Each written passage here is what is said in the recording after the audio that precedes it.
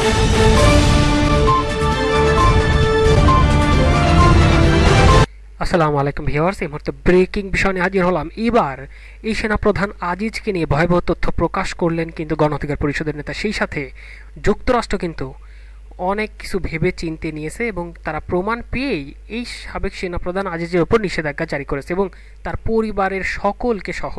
সবচাইতে অবাক বিষয়, পররাষ্ট্রমন্ত্রীর এই বিষয়টি নিয়ে কী তথ্য দিলেন, অর্থাৎ এই যে সেনাপ্রধান আজিজকে অবশ্যই মার্কিন ভিসা নিষেধাজ্ঞা দেওয়া হলো, এই বিষয়টি নিয়ে তিনি কি বলছেন এবং তাদের সকলের বিরুদ্ধে কিন্তু অভিযোগ আছে। All the prime minister man শিরোনামে একটি যে প্রতিবেদন প্রকাশ করেছিল আল জাজিরা, সে বিষয়টি কিন্তু এখন আবারও উঠে এসেছে। কেননা এই স্বরাষ্ট্রমন্ত্রী তিনি বলছেন যে নিয়ম মেনে সেনাবাহিনীর প্রধান জেনারেল আজিজ আহমেদ দুই ভাইকে অর্থাৎ আনিস আহমেদ ও হারিসা আহমেদের সাজা মওকুফ করা হয়। তাহলে কীভাবে এই সেনাপ্রধান আসার সাথে সাথেই তার দুই ভাইকে মুক্ত করে নিল? এ সকল বিষয় নিয়ে আরও এক্সক্লুসিভ কিছু জানতে পারবেন। এবং সাবেক সেনাবাহিনীর প্রধান ছিলেন এই আজিজ, তার কুকর্ম প্রকাশ করে তার বিরুদ্ধে অ্যাকশন নিয়েছে মার্কিন প্রশাসন এবং তাকে ফাইনালি ব্যান ঘোষণা করা হয়েছে। এবং কিভাবে এই স্বরাষ্ট্রমন্ত্রী এখন এই বিষয়টি নিয়ে কী তথ্য দিলেন সেটাও জানতে পারবেন। ভিডিওর শেষ অংশে এই আকর্ষণীয় বিষয়টা আপনাদের মাঝে তুলে ধরবো।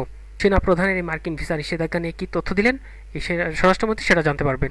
প্রধান জেনারেল আজিজ, এই আজিজের উপরে আজকে মার্কিন যুক্তরাষ্ট্র স্যাংশন দিয়েছে, অর্থাৎ নিষেধাজ্ঞার আওতায় সাবেক সেনাপ্রধান জেনারেল আজিজ এবং তার পরিবার। এর আগেও আমরা অসংখ্যবার বলেছি যে যারা এই ভোটচোর সরকারকে সহযোগিতা করছে, এই ভোটচোর সরকারের সহযোগী, পৃষ্ঠপোষক, কুশীলব, তাদের প্রত্যেককেই একদিন না একদিন এই নিষেধাজ্ঞার আওতায় পড়তেই হবে বলেই চিনেন। সেনাপ্রধান ছিলেন, একই সাথে তিনি যে কার্যক্রম অ্যাক্টিভিটিস করে গেছেন, এটি আসলে বাংলাদেশের সেনাবাহিনীর যে একটি গৌরবোজ্জ্বল ইতিহাস ছিল, এই ইতিহাসকে তিনি ম্লান করে দিয়েছেন, ধ্বংস করে দিয়েছেন। বা নিষেধাজ্ঞা তার উপরে, এটি আসলে বাংলাদেশের রাজনীতিতে কতটুকু প্রভাব ফেলবে বা কতটুকু এফেক্ট করবে, সেটি নিয়ে ইতিমধ্যে অনেকেই অনেকভাবে বিশ্লেষণ করছেন, নানাভাবে দেখার চেষ্টা করছেন। আমরা আসলে যেটি বলছি, এই অসময়ে একজন মৃত ব্যক্তি, তার উপরে স্যাংশন দেওয়া না দেওয়া আসলে খুব একটা কার্যকর এফেক্ট পড়বে না। যেমন জেনারেল আজিজ, তিনি আসলে ক্ষমতাহীন এখন ব্যক্তি, তার ন্যূনতম কোনো ক্ষমতা নেই, পাওয়ার নেই, তিনি একজন পাওয়ারলেস ব্যক্তি। এখন এই আজিজের উপরে লোক দেখানো মার্কিন যুক্তরাষ্ট্র যে নিষেধাজ্ঞা দিয়েছে, এটি কতটুকু প্রভাব ফেলবে এটি আপনি আমরা সবাই জানি। যেটি বলে সেটির জন্য আমাদের বলতেই হয়, তাদের পরিবার পরিজন, আত্মীয় স্বজন অনেকেই যুক্তরাষ্ট্রে অবস্থান করছেন, বসবাস করছেন। তাদের জন্য একটি অ্যালার্মিং নিউজ, তাদের জন্য একটি ভয়ঙ্কর বার্তা। কিন্তু আজিজের উপরে নিষেধাজ্ঞা দিয়ে খুব একটি ফ্রুটফুল ইফেক্ট বা জনগণের জন্য ভালো কিছু হবে এটি আমি বিশ্বাস করি না। নিষেধাজ্ঞা দিয়ে কোনো লাভ নেই। যার কোনো ক্ষমতা নেই, পাওয়ার নেই, এরকম একজন ব্যক্তিকে আপনি স্যাংশনের আওতায় এনে কী লাভ? যদি আমেরিকায় স্যাংশন জেনারেল আজিজ যখন সেনা প্রধান ছিলেন ঠিক তখন দিতেন, তাহলে কাজে আসতো, কিংবা নির্বাচনের আগে দিতেন, তখন কাজে আসতো। তো যাই হোক, আমি সেই আলোচনায় যাচ্ছি না। বাগে ছুলে 16 ঘা আর আমেরিকা ছুঁইলে 32 ঘা, সেটি কিন্তু এখন দেখতে পাচ্ছেন। আমি আমেরিকার পক্ষে সাফাই গাইছি না, দালালিও করছি না। আর বিদেশ নির্ভর রাজনীতি আমি টোটালি এখন ঘৃণা করি, যে বাবারা তোমাদের জেলে যেতে হবে না, যেহেতু তোমরা আমাকে ক্ষমতায় বসিয়েছ। কিন্তু ওই যে থলের বিড়াল বেরিয়ে আসবে, এটা আটকাতে পারবে না, এটা আটকানোর কোনো সুযোগ নেই। তো বন্ধুগণ, যারা লাইভটি দেখছেন, বলছেন এ বিষয়ে আমার কোনো মন্তব্য নেই, কি আমাদের সেই গৌরবোজ্জ্বল জায়গায় ফিরিয়ে আনতে হবে। কতিপয় এই দুর্নীতিবাজ লুটেরা ডাকাতদের কারণেই সেনাবাহিনীর সেই গৌরবোজ্জ্বল ইতিহাসকে আমরা ধ্বংস করতে পারি না, নষ্ট করতে পারি না। এই যে দেখেন, জেনারেল আজিজের বিষয়ে যখন হোম মিনিস্টারকে প্রশ্ন করা হয়েছে, জিজ্ঞেস করা হয়েছে, স্বরাষ্ট্রমন্ত্রী সাহেব বলছেন এ বিষয়ে আমার কোনো মন্তব্য নেই। তারা মন্তব্য করতে চায় না, মন্তব্য করতে রাজি নয়, কারণ মন্তব্য করতে গেলেই থলের বিড়াল বেরিয়ে আসবে। মন্তব্য করতে গেলেই। আবার আজিজ সাহেব কিছুক্ষণ আগে দেখলাম বিভিন্ন টেলিভিশনে সাক্ষাৎকার দিলেন, সেখানে বলছেন যে আমি শাস্তি পাওয়ার মতো এমন কোনো কাজ করি নাই, এবং তার ওই বক্তব্যটি দেখলাম একটি ভয় আতঙ্ক তার ভিতরে বিরাজ করছে, মানে অনেকটাই আতঙ্কিত হয়ে তিনি কথাগুলো বলছেন। জেনারেল আজিজ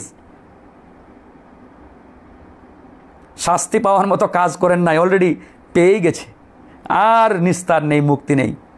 এখন আজিজ সাহেব মহা আতঙ্কে রয়েছে, টেনশনে রয়েছে, তার ওই আত্মীয় স্বজন ছেলে মেয়ে যারা আমেরিকায় থাকে, ইউরোপে থাকে, এদের অবস্থা নিয়ে সরকার হয়তো আজিজকে প্রোটেকশন দিতে পারবে, কিন্তু ওই যে তাদের ছেলে মেয়ে ভাই ব্রাদার চালাপেলা যারা আমেরিকা ইউরোপে থাকে, তাদের অবস্থাটা কি হবে সেটা নিয়ে মহা আতঙ্কে জেনারেল আজিজরা।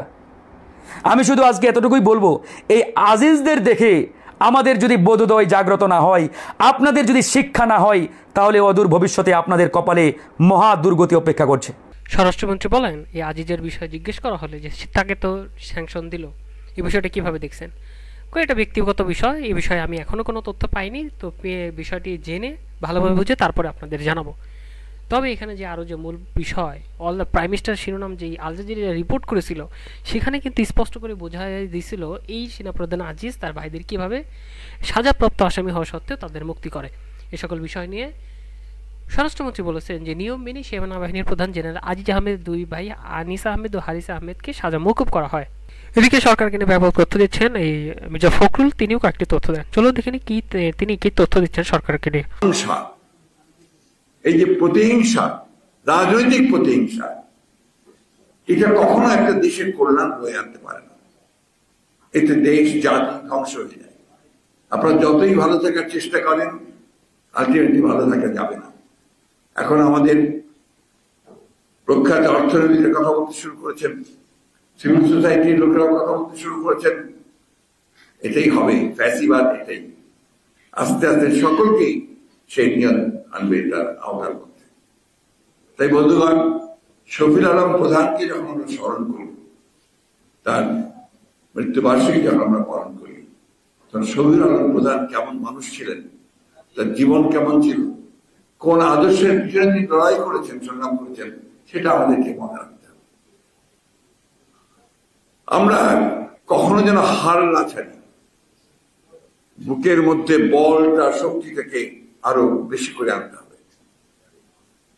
খন্দকার 90-এর ছাত্র নেতা, আলাল সাহেবরা ওই সময়কার ছাত্র নেতা। আমাদের বয়স কিন্তু প্রত্যেকেরই প্রায়, আমার বয়স তো 70-77 বছর বয়স।